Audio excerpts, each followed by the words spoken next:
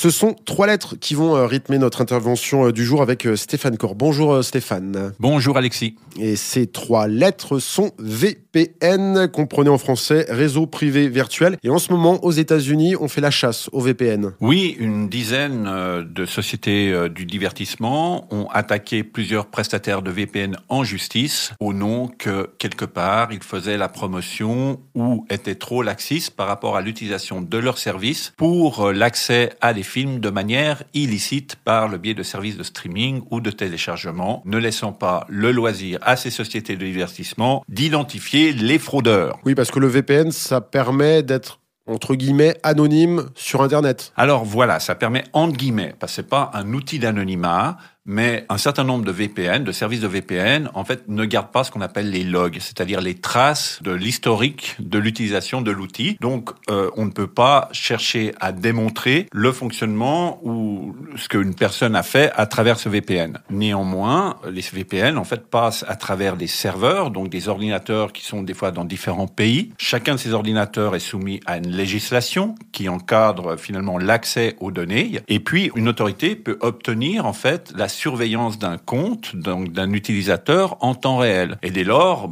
bien sûr, là, il y a zéro anonymat. Donc, c'est pas un outil anonyme. Un outil comme Tor, ou qu'on appelle des fois le Darknet, est un outil anonyme parce que là, vraiment, l'idée, c'est d'effacer les traces. Mais on pourrait se dire, c'est une bonne chose de défendre la propriété intellectuelle. Oui, alors, on peut comprendre, en tout cas, que les majors du divertissement... Il y a des sous derrière, bien sûr. Capitaliser un peu plus sur les bénéfices qu'elles font encore à l'heure actuelle. Néanmoins, le VPN a aussi une utilisation en termes de droits humains, c'est-à-dire que dans un certain nombre de pays, il aide à contourner la censure.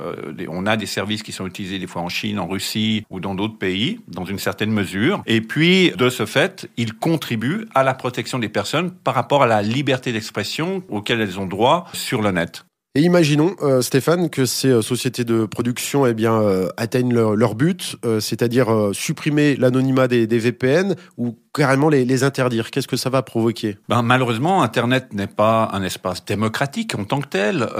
La démocratie se fait à l'aune des différents pays par lesquels finalement auxquels on peut accéder par le biais d'Internet. Et certains de ces pays, bien sûr, ne sont pas démocratiques. Donc dans ces pays-là, les gens qui tout d'un coup n'auraient plus accès à cette possibilité que leur log, leurs traces ne soient pas disponibles ou que leur nom puisse être anonyme, tout d'un coup, ces pays-là bénéficieront de la même législation que des pays démocratiques et vont l'utiliser pour identifier des opposants et éventuellement les mettre en danger. Et quand on est opposant dans certains pays, on peut avoir des conséquences physiques qui sont de l'emprisonnement, de la torture ou perdre la vie par rapport justement au fait de pouvoir être identifié à travers un service numérique. Alors l'effet papillon existe dans l'univers numérique. Alors il existe tout à fait et je pense qu'il faut mesurer les conséquences que peuvent avoir ce type de démarche par rapport aux plus fragiles qui peuvent être touchés par celle-ci. Stéphane Corr, merci beaucoup. Merci à vous. À la semaine prochaine.